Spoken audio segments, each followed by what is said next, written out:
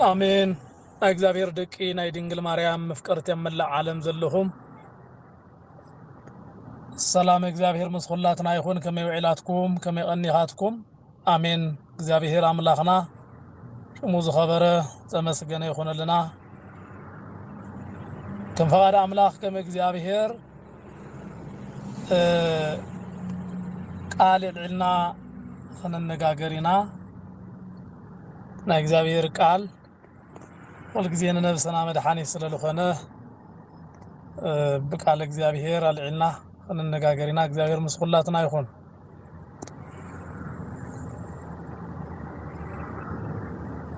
መጽሐፍ ቅዱስ ብዝብል ሐሳብ ከነነጋገሪና ወይ ከዓ ቅዱስ መጽሐፍ ነዚህ ቃል እዚ ሁሉ ጊዜ እንጥቀሞ ቃልዩ ነገር ግን ቅዱስ መጽሐፍ እንታይ ማለት እዩ ዝብል ሐሳብ ልዕልና ከነነጋገሪና መጽሐፍ ቅዱስ ወይ ከዓ ቅዱስ መጽሐፍ ዝብል ሐረቅ ናይ ክልተ ቃላት ጥምረት እዩ መጽሐፍን ቅዱስን ዝብሉ ቃላት አለው ስለዚ احنا نرأيو ቅዱስ መጽሐፍ ንምንታይ እዩ ቅዱስ መጽሐፍ ክባል ዝኸኣለ ኣብ ዓለም ብዙሓት መጻሕፍቲ ኣለው መጽሐፍ ቅዱስ ግን ካብ ሁሉ ዝተፈለየ እዩ ካብ ዝተላዕሎም ሰባት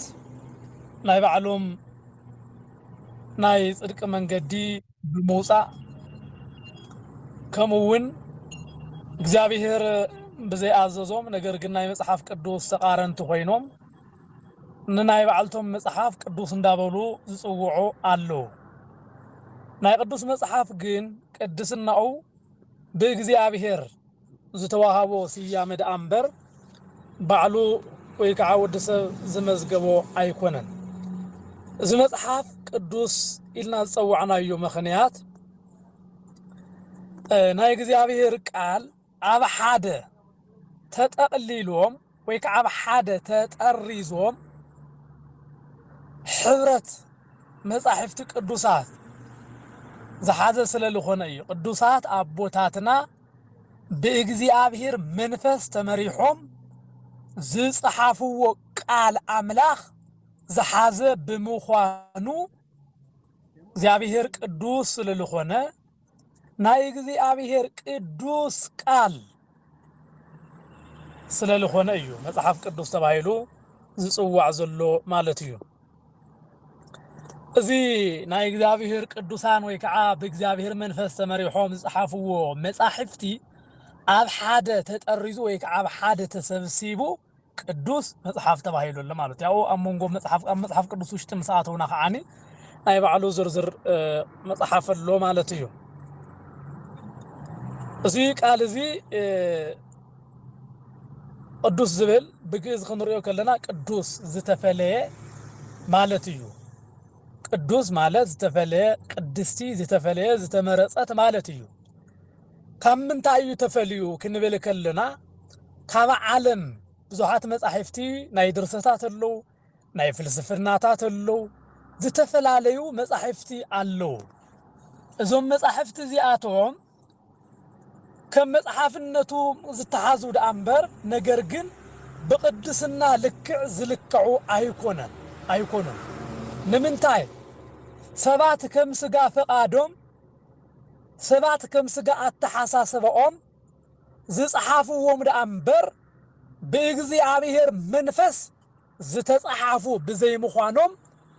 ቅዱስ ክባሃሉ ይኽእሉን እዚ መጽሐፍ እዚ ካብዞም ናይ ዓለም መጻሕፍቲ ክፍለ ወይ ከዓ ዝፍለየሉ ምኽንያት ብቅድስና እዩ ቅዱስ ዝተፈለየ ናይ እግዚአብሔር ቃል ስለ ሰማይ ጉዳይ ዝዛረብ ስለ አምላኽ ዝዛረብ ብምዃኑ ቅዱስ ክባሃል ክኢሉ ኣሎ ማለት እዩ ቅዱስ ንክባሃለሉ በዋናነት ካብ እንሓስበሎም ወይ ከዓ በዋናነት ካብ እንገልጸሎም መጽሐፍ ቅዱስ ብዕድመ ቀድሚ መጽሐፍ ቅዱስ ዝተጻሓፉ መጻሕፍቲ የለውን ብዕድመ ክንርኢ ከለና كمون بقدح بعالم قوانقاتات بزحات زتحاتم بحتاوي على عالمنا قدوس مصحفيو سلازي كاب عدمي زت كاب عدمي نوحا زتلعاله بتوم قدوسات ابوتاتنا قديمو زتصحافه بمخانون قدوس زبل سيامه رخيبو الله مالتيو قدوس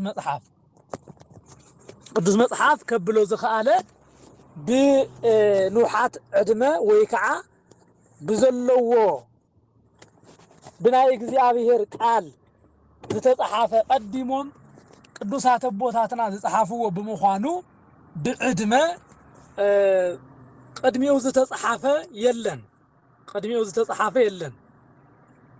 በዚህ ምክንያት እዚ ቅዱስ መጽሐፍ ካብ ሁሉ ዓለም መጻሕፍቲ ፉሊ ይገብሩ አሉ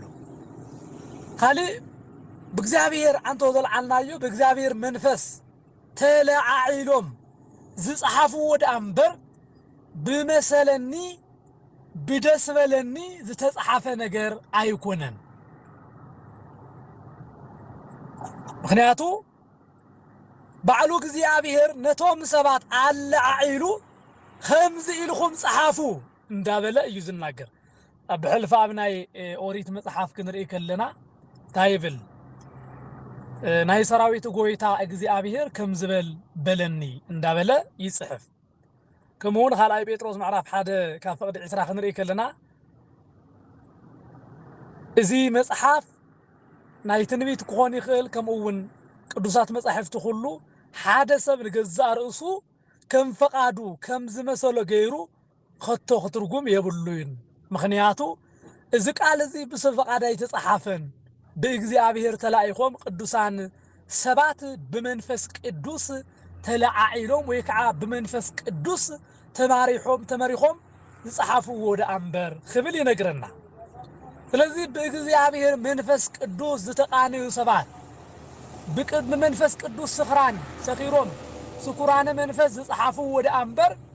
በዚህ ዓለም ምልዓል በዚህ ዓለም ፍልጠት ዝተጻሐፈ በዘይ መሆኑ ቅዱስ ክገብሮ ኽኢሉ አሎ ማለት እዩ ቅዱስ ተባሂሉ ክጽዋዕ ምክንያት ኮይኑ አሎ ማለት እዩ ዝኸዓኒ ከምቲ መሐመድ ዝብሎ ቁርአን ካብ ሰማይ ተዋሃበኒ ኢሉ ልበወለድ ከም ዝጻሐፎ ከይኾነስ እግዚአብሔር በብዘመኑ በብሰዓቱ ቅዱሳን እንዳልዓለ እቶም ቅዱሳን በእግዚአብሔር መራሕነት ተመሪሖም ዝጻሐፍዎ መጽሐፍ እዩ በብግዚኦ ማለት እዩ በብግዚኦ እግዚአብሔር ንሙሴ ከምዝ ክብል ጽሒፉሉ ኣብ ኦሪት ዘጸአት እግዚአብሔር ንሙሴ ከምዝ በሎ ናይ አማሌቅ ዝኽሪ ካብ ሰማይ ብታሕቲ ፈጺመ ክድምስሶ እየ እዚ ከዓ ንመዘከርታ ኣብ መጽሐፍ ጽሐፍ ኣብ እዝኒ ኢያሱ እውን ተናገር ኢኻ በሎ ኦሪት ዘጸአት ምዕራፍ 17 ማለት እዩ እዚ መጽሐፍ እዚ ንአማሌቃውያን ከምዝ ድምስስ ዝተጻሐፈሉ መጽሐፍ ብዝኾነ ግዜ ብዘመን ሙሴ እዩ ኩሉ መጽሐፍ ክንርኢ ከለና ዮሐንስ ራእይ ምዕራፍ 1 እውን እትትርእዮ ኣብ መጽሐፍ ጽሒፍካ ናብ ኤፌሶን ናብ ዘን 7 ኣብያተ ክርስቲያናት ለአኽ ኢኻ ይብሎ ዮሐንስ ራእይ እዚ እግዚአብሔር ጸሐፍ እንዳበለ አብቶም ናይ ባዕሉ መልእክተኛታት ዝኾኑ ሰባት እግዚአብሔር ሓሪሩ ክጽሐፍ ዝገበሮ ብምዃኑ ቅዱስ እግዚአብሔር ነቶም ቅዱሳን ጸሐፉ እንዳበለ መምርሒ እንዳሃበ ዘጸሐፎ ስለልኾነ በዚ ምክንያት መጽሐፍ ቅዱስ ክንብሎ ክኢልና አለና ማለት እዩ ክልተ ነገር አልዕልና አለና ማለት እዩ ካልእ ብሰልሳይ ደረጃ ስለቲ ዝመጽእ ነገር ብእርግጽ ምንጋር ስለዝኽእል እዩ ስለቲ ዝመጽእ ነገር ናይ ነቢያት ቃል ክንርኢ ከለና ስለ ክርስቶስ ናብዛ ዓለም እዚ ምምጻእ ስጋ ለቢሱ ስለ ክርስቶስ ኣብ መስቀል ምስቃሉ ስለ ክርስቶስ ሓሳረ መከራ ምቕባሉ ስለ ክርስቶስ ካብ መቃብር መልዓሉ ስለ ክርስቶስ እርገቱ ስለ ክርስቶስ ዳግም ምጽአቱ أقدمو زتصحافو ويكا أقدمو زتناجرة بمخانو قدوس مصحف تباهيلو ألو قدوس زخونة ناي እግዚአብሔር ቅዱስ መንፈስ ስለዚ ሓድሮ እግዚአብሔር ናብ ቀድሚ ዘሎ ዝመጽ ነገር ሁሉ በቅዱስ መንፈሱ ሓዲሩ ስለዚ ገልጸሉ እዞም ቅዱሳን እዚአቶም ሁሉ በእግዚአብሔር መንፈስ ተመሪሖም ዝጽሐፍዎ በመዃኑ ቅዱስ ክባል ኽኢሉ አሎ ማለት እዩ ስለቲ ዝመጽ ነገር በእርግጽ ስለዝናገረ ማለት እዩ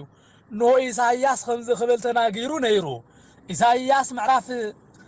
شوعته كافقد عسرت أربعة خمزيبل إنه دنجل خصنسيا ودخ عاخت ولديا شمون أمان الإله صوعيا زبلك قال تقميتو قالو زي قدم شوعته عامت زتصحافه ويكعا زتنقرأيو إذا تنبيت زي بإرقص زتفصملو مخنياتون ቅዱስ ንግግር ስለዝነበረ እዩ ናይ እግዚአብሔር መንፈስ ዘለዎ ንግግር ዘለዎ ትንቢት ስለዝነበረ ዝቃል እዚ ክፍጸም ከሎ ንርእየለና በዚ ምኽንያት ቅዱስ መጽሐፍ ክባሃል ክኢሉ አሎ ስለቲ ዝመጽእ ነገር በእርግጽ ስለዝተናገረ ማለት እዩ ምንጋር ጥራ አይኮነን ስለዝተፈጸመ ሐቃውነት ዘለዎ ስለልኾነ ሐቅ እግዚአብሔር ስለልኾነ ቅዱስ ነገር ስለዝኾነ ንግግሩ ሐሶት ዘይተሐዋወሶ ስለልኾነ ቅዱስ ተባሂሉ አሎ በዚህ ምክንያት መጽሐፍ ቅዱስ ክባል ክኢሉ አሎ ማለት እዩ ካሊ ኣብ ልበ አምላክ ዳዊት ዝተናገሮ እግዚአብሔር ግልጽ ኮይኑ ክመጽእ እዩ በለ ግልጽ ኮይኑ ክመጽእ እዩ አቀድሙ እግዚአብሔር በግልጽ ዝተራአዮ ዘመን አይነበረን نبعال موسيون بدحري ترأيوهم كمون مصحف كنقرنا خلو قدوس يوحنس እግዚአብሔር መንፈስዩ ይብል እግዚአብሔር መንፈስዩ ስለዚህ እግዚአብሔር ዋላ ሓደ እንኳን ዝርአዮ የለን እትወዱ ተረኾ ደአምበር ክብል ይነግረና ወዱ ዝተረኾ እግዚአብሔር ወልድን ኣብዛ ዓለም እዚ በግልጽ መጽዩና እግዚአብሔር አብ መንነት ገሊጽልና አሎ ስለዚህ በእርግጥ خمصዩ ተባሂሉ ትንቢት ዝተነገረ ቃል በእርግጠኝነት ስለተዝኾነ ነገር ዝተሓዘ ስለተዝኾነ ነገር ዝናገር ስለልኾነ ቅዱስ ካብ ዘብልዎ ተሓደ እዩ ማለት እዩ ካሊ እዚ ቅዱስ መጽሐፍ ቃሉ ቅዱስ ክባሃለሉ ዝኸኣለ ንዝሰምዑን ንዘንብቡን ዝባርኽ ብምዃኑ እዩ ካልኦት ኣብ ዓለም ዘሎ መጻሕፍቲ ብምምሃ ተማሂርካ ወይ ከዓ ፈሊጥካ እንታ እዩ ዝርከብ ፍልጠት እዩ ዝርከብ ምዕባለ እዩ ዝርከብ እዚ ቅዱስ መጽሐፍ እዚ አንቢብካ ግን በረከት ኢኻ ትካፈል ወይ ከዓ በረከት ኢና ንካፈል በረከት ዝካፈለና ቃል ብምዃኑ ቅዱስ ተባሂሉ ክጽዋዕ ክኢሉ አሎ ማለት እዩ ዘጸናንዕ እዩ ዘረጋግዕ እዩ ሰላም ዝህብ እዩ ስለቲ ዝመጽ ተስፋ መንግስተ ሰማያት ሂቡ እቲ ዝተወደ ተስፋና እንከይ ተረፈ ክቅጽለልና ዝገብር ብምዃኑ ቅዱስ መጽሐፍ ክባሃል ክኢሉ አሎ መጽሐፍ ቅዱስ ዘንብቡ መጽሐፍ ቅዱስ ዝሰምዑ በህይወቶም ሁሉ ተረጋጊዖም ክቅመጡ ይኽእሉ እዮም ሰብ ናይ ዓለም ፊክሽናት ጽሑፋት አንቢቡ ሰላምን ምርግጋዕን ክረክብ አይክእልን መጽሐፍ ቅዱስ ናብነት ወንጌል ዮሐንስ ዘንብብ ሰብ በህይወቱ ፍጹም ዝተረጋግዐ ህይወትና ብራን አለው ስለዚህ አንቢብ ካዮ ካፍልጠት ዘሐለፈ በህይወትና ተረጋግዕና ተጸናኒዕና ስለቲ ዝመጽ ተስፋ ገይርና እንነብረሉ ስለልኾነ ኣብ ጭንቀት ዓለም ኮይና ካብ ጭንቀት ርሕቅና እንነብረሉ ኣብ ሰላም ዘይብላ ዓለም ኮይና ሰላም ረኺብና እንነብረሉ ዓለም ብምዃኑ ቅዱስ መጽሐፍ ክባሃል ክኢሉ አሎ ማለት እዩ ስለዚህ ባረኸና እዚ መጽሐፍ እዚ ኣብ ርእስና ገይርና ክሕልየና ይኽእል እዩ አንቢብና መጽሐፉን ሰውነትና ስለዚ ሓሳሰይናዮ ቃሉ ሕያው ስለልኾነ ሕያዋን ክገብረና ዝኽእል ብምዃኑ ቅዱስ መጽሐፍ ክባሃል ክኢሉ አሎ ማለት እዩ ስለዚ ባረኸናን ስለዚ ቅድሰናን ካብ ፍልጠትን ላዕሊ ቃሉ ብምስማዕ ቡራኬን በረከትን እንረኽበሉ ዝግስጸናን ዘረጋግዓናን መምህርና በመሆኑ መጽሐፍ እዚ ቅዱስ መጽሐፍ ክበሃል ክኢሉ ኣሎ ማለት እዩ ካሊ እዚ መጽሐፍ ዘመን ዘይስዕሮ በመሆኑ እዩ ዘመን ዘይስዕሮ بزمن زي حلف مخانو إيو بزمن زي حلف مخانو إيو لزخاني إساياس نا أملاخنا قال نزل عالم صنيعة ختنبريا زبل قال اللو نزل عالم نا أبنت قالوا بمسمعها ختدحنيها زبل قال نا مصحف قدوس قال انتليو ازو قال زي حياون نزل عالم سرحنيو كابز حالفون عالمن سماين مدرن كحلف كله على أملاخ جن أي حلفن كابز تلعله قدوس مصحف كبهال خيرو على مالتيو قدوس مصحف بزمانات بزحات زارق كم زي خونا سلز جلس سماين مدرن كحلفوا يوم قال يجن أي حلفن يلوز تناجروا قال سلل خونا قالوا نزل عالم صنيعو سرح قالوا نزل عالم زنبر قالوا نزل عالم زسرحيو እግዚአብሔር አምላክ ናይ ሰራዊት ጎይታ خمز يبل አሎ بقالي ተጸናና ዝብል ቃል እንተረኺብኩም በቃሉ ተጻናኒዕና ንኽነብር እግዚአብሔር ሓደ ጊዜ ስለዚ ተናገሮ ይው ጸኒዑ ክነብር እዩ ማለት እዩ እግዚአብሔር እንሆ ዝበለ ሁሉ ዘላለም ዝፍጸም በመሆኑ እዚ ቃል እዚ ዘመን ዘይስዕሮ ክባሃል ክኢሉ አሎ ማለት እዩ ናይ ጎይታ ቃል ግን ንዘላለም ይነብር እዩ ይብል ናይ ንዘላለም ይነብር እዩ ስለዚህ ቃል አምላክ ንዘላለም ዘይስዓር ኮይኑ ስለዝነብር እቲ ቃል ንህይወትና ሁሉ ዝጠቅም በመሆኑ ሕያውን ዘላለማውን ቃል እዩ ማለት እዩ ካብዚ ተለዓለ ዘመን ዘይስዕሮ በመሆኑ ቅዱስ ክባሃል ክኢሉ አሎ ማለት እዩ እዚ ካብ ዓለም ሁሉ ቅዱስ ንኸብሎን ከምውን ብዘመናት ዘይሐልፍ ፉሊ ካብ ካልኦት መጻሕፍት እውን ክገብሮ ዝኸኣለ እዩ ካሊእ መንገዲ እዚ መጽሓፍ እዚ ናብ ቅድስና መንገዲ ዘብጽሕ ብምዃኑ ቅዱስ ክባሃል ክኢሉ አሎ ነዚ መጽሓፍ እዚ አሚኑ ንዝተቐበለ ሁሉ ናይ እግዚአብሔር ምድሓን ክፍጸመሉ እዩ ናይ እግዚአብሔር ቃል ምድሓን ክፍጸመሎም እዩ ስለዚህ ይብል ቅዱስ ዮሐንስ አብራይ ምዕራፍ 22 ካብ ፍቅዲ 7 እዚ ናይ እግዚአብሔር ቃል ዝሕሉ ብፁዕ እዩ ይብል ዳዩ ብፁዕ እዩ ናብ ብጽዕና ናብ ቅድስናን ዘብጽሕ በመሆኑ እዚ መጽሐፍ እዚ ቅዱስ ተባሂሉ ተጸውዑ አሎ ማለት እዩ እዚ መጽሐፍ ናብ ዘላለማዊ ቅድስና ናብ ዘላለማዊ በረከት ዘብጽሕ በመሆኑ ቅዱስ ተባሂሉ ክጽዋዕ ክኢሉ አሎ ማለት እዩ እግዚአብሔር አምላክ በዚ ቅዱስ ቃል ተቀዲስና ዘላለማዊ በረከት ንኽንካፈል ስለዚ ገበረና ስለዚ ሃበና እዚ መጽሐፍ እዚ ቅዱስ ተባሂሉ ክጽዋዕ ክኢሉ አሎ ማለት እዩ ስለዚህ እዚ ቃል ንዝሓለው ሁላቶም እግዚአብሔር በረከት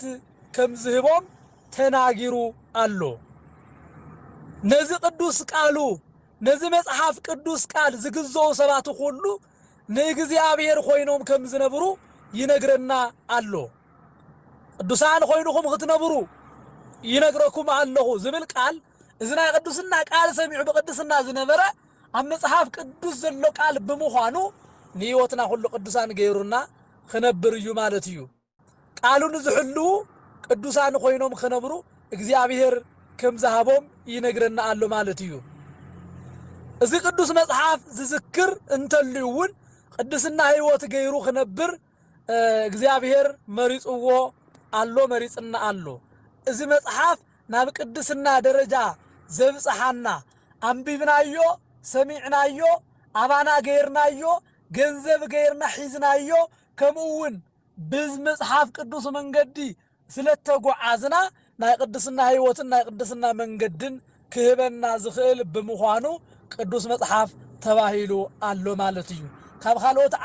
ዓለም ዘሎ መጽሐፍቲ ሁሉ ቅዱስን ፍሉይን እዩ ኢልና ንጽውዖ በዚ ምኽንያት እዩ أبزجن كنرسعو زي بلنا نجر كانوا سباتون نايب عالتو مصحف قدوس اندابلو يسميو نجر ألو نابنت قدوس قرآن إلهم يصوعوا إذا قدوس قرآن تبايلو يتصوعوا جن نقدسنا ومرداتا ولا حنتي لن بنايب علوم فلسفنا زمصوت زي خوينهم كان سماي مسيني كان سماي تقبليو نزبل حساب انكو مرداتا زقربو أيكونهم مخنياتو من يصحفون زبها النجر انكو تصحفوا يكع تقبلوا زبها لساب انكو ناي እግዚአብሔር ዝኾነ ነገር ንخقبل بقعون اخول እንዲነይሩ ተተባሂሉ እንኳ የለን በኃጢያትን በበደልን ካብህሊና خص እንኳ ዘይወፀ ሰብ ዝጽሐፎ መጽሐፍ እዩ ከመይ ገይሩ ቅዱስ ክሆን ይኽእል ካልኦትውን ቅዱስ ኢሎም በሃይማኖቶም መሰረት ናይ ባዕሎም መምርሒ አውጽኦም ዝኸዱ ሰባት አለው ግን ነቲ ቅዱስ ከብሎ ዝኽእል ሓቃዊ ዝኾነ መረዳእታ ግን ወላ ሓንቲ ይብሉም ናይ እግዚአብሔር መጽሐፍ ናይ ቅዱስ መጽሐፍ ንቅድስናው መረጋገጽ ግን መን እዩ እግዚአብሔር ባዕሉ በሓደን በኻልእ መንገድን ተገሊጹ እቲ መጽሐፉ ቅዱስን ዘለዓለማውን ሕያውን ንምዃኑ መረጋገጺ ሂቡና አሎ ብሩኻተይ ናይ እግዚአብሔር ደቂ እዚ ቅዱስ መጽሐፍ እዚ ቅዱስ ኢልና ዝጸዋዕናዮ ስለዚ ቅዱሰናን ስለዚ ባረኸናን ዘለዓለማዊ ስዕረት ዘይብሉ ምዃኑን ከምኡውን ንዘለዓለም አጽኒዕና ዝነብር በመዃኑ እዩሞ እዚ መጽሐፍ ቅዱስ ኩል ግዜ ክትምግብዎ ኩል ግዜ ህይወትኩም ክትገብርዎ ኩል ግዜ መምርሒ ህይወትኩም ክትገብርዎ በእግዚአብሔር ሽም ንምሕፀነኩም አሎና እዚ ናይ ህይወት ቃል ዝተመገበ ሰብ ፍጹም ሞይቱ አይመውትን እዩ ምክንያቱ እዚ ቃል እዚ ካሞት ናብ ህይወት ዘሰጋግር ስለለኾነ ማለት እዩ መምርሒ ህይወትና እዚ መጽሐፍ እዩ ናይ ህይወት እንጀራና እዚ መጽሐፍ እዩ ነዚ እዩ እቲ ነዚ መጽሐፍ እዚኣ ብልዓ ተባሂሉ ዝተባሃቡ እዛ መጽሐፍ እዚኣ ንዘላለም ህይወት ምግብና እያ ቃላ በሊዕና ቃሉ ተመግብና ንዘላለም ንኽንነብር ምእንታን እዚ ቅዱስ ቃል ኣብ ህይወትና ክነሕድሮን ክነውዕሎን ይግባአና